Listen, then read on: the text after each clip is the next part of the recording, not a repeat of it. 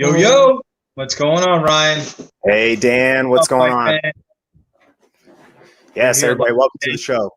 Oh, sorry. Yep. So we're here live today. We're gonna be segmenting out our DraftKings picks separate from our pay-per-view events or just kind of our UFC fight update on news and things going on, keeping everybody current. So Ryan's going to go through that so that everybody can place their bets before the big fight on Saturday. And as always, post it up on the videos, call us out, place your bets against us, and to the best man plus best woman to the winner. Or just me. And don't call me out. I don't like to be called out, Dan. So I don't think it's fair. All right, man. Let's get started with my main lineup for this weekend's card, right? So just as a precursor to this, again, when we're talking about DraftKings, we are talking about like creating a lineup, much like you do in fantasy football. So this isn't going to be your typical betting where you're just going, to look online. You're going to like a Bovada or something, and then you're going to pick, hey, you know what? I think Israel is going to beat Jan Blachowicz this weekend. I'm going to throw all my money on him. Or I'm going to make 3 bets and then do my, what is it called? Round robin pick or whatever. If all 3 win, I make more money, blah, blah, blah. No, this is about creating a lineup. This is about creating a lineup in DraftKings for the whole fight card. Essentially what they do is they give you a certain amount of money, your salary for your team, which essentially leaves you enough to pick because you get 6 people on your team, right? You can pick anybody on the card. And essentially what they're going to do is they're going to pretty much allot you enough for about 4 favorites and 2 underdogs. So that's the trick right there, man, is picking the right 6 people for your card. So I'm going to go ahead. I'm going to bring up my fantasy screen real quick. We're going to take a look at what I'm looking at this weekend for our fight card. And we're going to go through this one at a time. So real quick. My first pick, I'm going to start at the top. I'm going to start with the easiest. I'm going to go with Amanda Nunes. There's a reason that she's a minus 1,200 favorite to Megan Anderson. So if I pick, where is Amanda Nunes on here? Amanda Nunes. There we go. All right. Sorry about that. So I'm going to pick Amanda Nunes. You're going to see it costs $9,600 towards your overall salary, leaving you with a remaining salary of $40,000. But I love her. If you look at her fantasy points per fight, she's racking in over 100 points a fight. That's huge. That's anybody that's racking over 90. We're looking at on the high end of fantasy points, and that's someone that you typically want to have on your team. So to me, she's a no-brainer. There's a reason that she's got the biggest odds I think I've seen in the last like 2 years since we've been tracking odds on our show. And she's almost a must-have, if you ask me, on this fight card. Ryan, quick question for some of the people that typically like to bet the underdog, maybe not be large amounts or sometimes large amounts. Would you mind sharing, what those profits could possibly be if you were to go with Megan Anderson knocking out or beating Amanda Nunes by decision? Right. So, I mean, that's huge. Like if you're going to pick it, I mean, it doesn't really pay you to pick all underdogs. That's really just saving you salary. And then if you have a bunch of unused salary, there's basically no need or purpose for, having the salary in the first place. So you want to pick people that you think are going to win, but it depends but it does depend on the type of game you're playing. So that's actually a good precursor too, because I kind of skipped over that at the beginning. The games I play on DraftKings are 50-50s and double ups. Essentially what that means is that if you're in the top 50% of your room that you're betting with everybody, that you're going to make money, right? So for instance, I'm looking at a $5 double up. I'm going to pay $5 to get in this room. There's going to be a little over 1,000 people, but we're just going to say there's 1,000 people in this room to make it even. If I come in the top 500, I'm doubling up my money. I'm going to make $10. So that's why I like playing these. It's inching along, right? Like you're not going to win any big money. Like if all your fighters end up getting first round knockouts, you're not going to win any more money, than you would have if you came in 499th place. You're still only doubling up your money to $10. That's pretty straightforward. Yeah, but it guarantees you money almost, right? Save a terrible night of picks for the most part.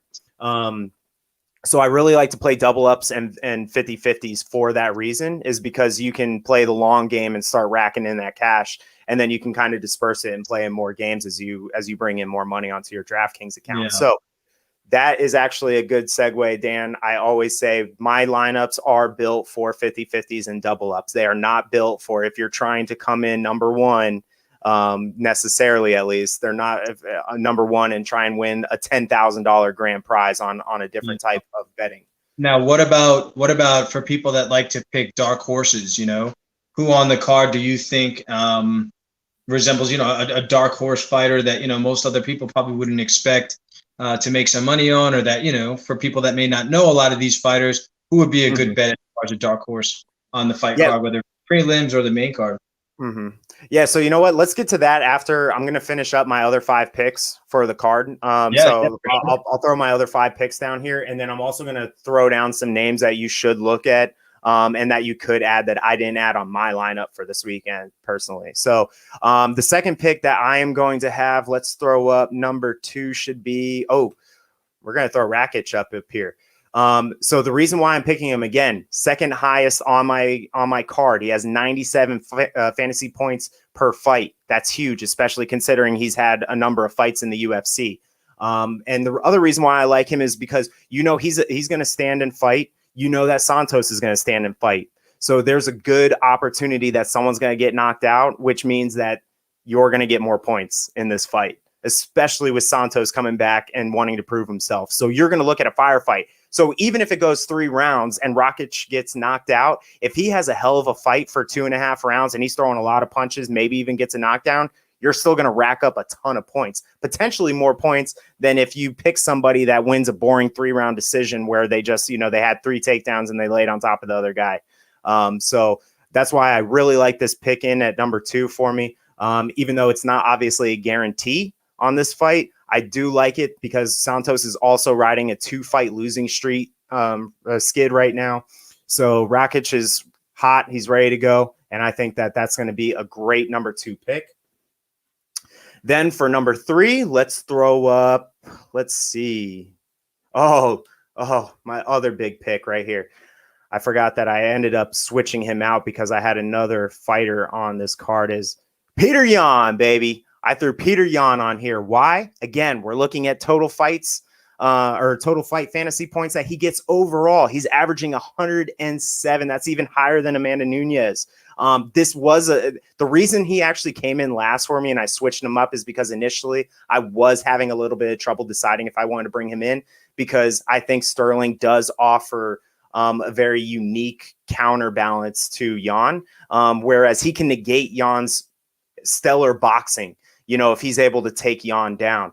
So that's going to really mitigate his points, but it's a 5-round fight. You have to try and go for it if you can. That 5 rounds means that you're getting an extra 2 rounds compared to the other fighters to gain more points. Let's say, for instance, if this goes to decision, especially this is a tough card because there are so many title fights on here. So you have 3 fights that go 5 full rounds. But with that said, Peter Yan, 107 points. That's a ton of points. That's something you can't pass up. And these are going to be my 3 top picks as far as favorites go. Now, coming in at number 4 is going to be Mr. Benavidez. Where is Mr. Benavidez? Here he is. Okay. I'm bringing Benavidez in. One of the reasons why is I kind of wanted somebody that I don't want to say a guarantee, but somebody that has a very high win percentage. We talked about this on the podcast on Sunday. If you go and look at Benavidez's history, he doesn't lose a lot of fights outside of title fights. That's not to say that he's a guaranteed win, but he's somebody that's a safe bet. He's a great all-around mixed martial artist, so he can fight on the feet, he can fight on the mat, so he can get you points from anywhere. And I think 71 is a decent number. Obviously, it's not on the higher end, but it is a good, solid, average number to have somebody with a fight that you're like, I need someone to win for that other little slot that I have there. Who am I going to pick? I picked Benavidez in that spot. Yeah, and I think that's a great choice. You made that point on Sunday about his history. He lost fights, but that doesn't mean that he still isn't a big name and someone tough to get past. Yeah, absolutely. And so you'll see that I've picked my top 4. That means that leaves me with a remaining salary of $15,500 left. So this is kind of what I was alluding to, where you're going to get 4 people that you can pick that are going to be the favorites in their fights, essentially, and then it gives you just enough money pretty much to pick underdogs. So at this point, I'm also going to go with Kenny in at the number 5 spot here at $8,100. All right.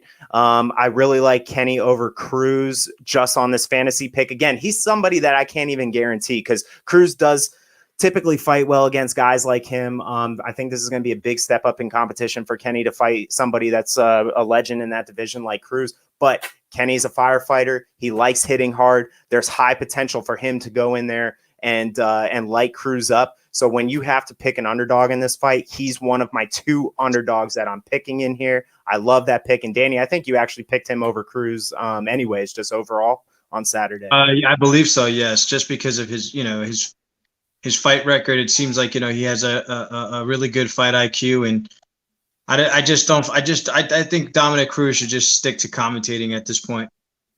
Yeah, he's been out too long and has had too many knee injuries. That's the other thing. And he's coming off of a relatively ugly loss. So it's that's somebody where I'm going to pick the younger fighter in that one, someone that likes to throw hands and someone that can finish the fight. Now, for my last one, this is a gamble. But if you want to have some of those bigger fighters up there, like some of the bigger favorites with those high points, you do have to go with somebody underdog that's going to be a heavy underdog.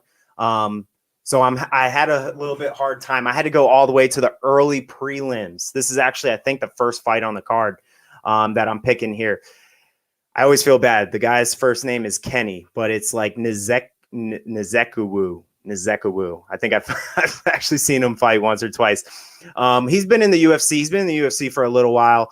He's a good athlete. I like him over the fighter Olberg, who's a brand new asset to the UFC. This is actually his first fight in the UFC, and this is only his 4th professional fight, I think. He's only had like 4, maybe 5 professional fights. So this is why I'm going to go ahead and pick Kenny over him, is because I think, and again, that's first name Kenny. Don't get that mixed up with the Kenny above him. But I'm going to pick the guy with more experience in this fight. The other thing too, Olberg comes out of Israel Adesanya's camp, City Kickboxing out there. All right. So you can almost guarantee that this is going to be a stand-up fight just from what I've seen from Kenny, and then knowing where Olberg comes from. You can almost guarantee that this is going to be a firefight starting off the early prelims. Usually we see a lot of spectacular fights on the early prelims because you get a lot of awkward matchups. So this is going to be the big gamble on my lineup right here. But again, I do feel pretty good about that pick as well. Even though his fantasy points are low, I think if Olberg's able to keep the fight standing, and he's going to ultimately want to be a banger too, this fight could potentially rack you up a bunch of points. So that's my picks. Kind of going back to what you were talking about, some underdog picks on the card. I think one of the things that, if you go back and look at like maybe Israel Adesanya, for instance, or if you go look at Jan Blachowicz, you can see that they actually put up some pretty high points. And the thing is, like, if you did want to trade one of them out, that is a good fight to pick. Either one of those fighters. Reason being is because, again, that's a 5-round fight. So assuming it goes the full distance, you have an extra 2 rounds to rack up a ton of points. So you potentially have, 2, 4, you potentially have 6 extra rounds. If you can find a way to squeeze in the 3 title fights, 6 extra rounds that you wouldn't have otherwise if you were just picking on the undercard or, someone lower on the main card. So definitely one of those fights. Santos is always a good pick just because I feel like he's somebody that wants to come back strong. He looked a little stiff, but that, in his last fight against Glover Teixeira, which we talked about on Sunday, but that's also not particular of Santos, right? Like, he was coming off double knee surgery. He looked a little stiff on his feet. I think we're going to see a more flexible and athletic Santos. Hopefully he brings it through. I don't think so personally, but he could also potentially rack you up some points. And then, of course, there is always Mr. Brady down here with 102 fantasy points. To me, that's a gamble fight with him against Matthews, but he does have a good history of fantasy points for you. So that's also another good dark horse to throw onto your card. But otherwise, those are my picks. And then those are some of my extra picks that, if you wanted to look at someone else. And again, this is for 50-50s and double ups only. So remember, we're not looking at, can I guarantee that Kenny's going to beat Cruz? No, I'm looking for points in this. I'm looking to come in the top 50% so that way I can earn a little bit of money and kind of grind away. I think that perfectly puts it all together as to why you had these picks versus going with, who's the better fighter. It's, who's going to earn you the most points to ultimately win the highest. So I think that about summarizes it up. Yep. And that's it, guys. That's our short show. We just wanted to give you our fantasy picks. I usually like to do these a little bit later in the week, obviously, because it's Wednesday, just because you see a lot of changes that happen fight week. Guys and gals not making weight, not feeling good, getting sick from weight cuts. So, again, it's something good to revisit come the weekend. But usually Wednesday is a pretty good telling sign. Usually doesn't happen too much that fighters are falling out on Fridays when they're weighing in. Does happen, not necessarily all the time. So yeah, that's why we like to do this, and we'll keep this up.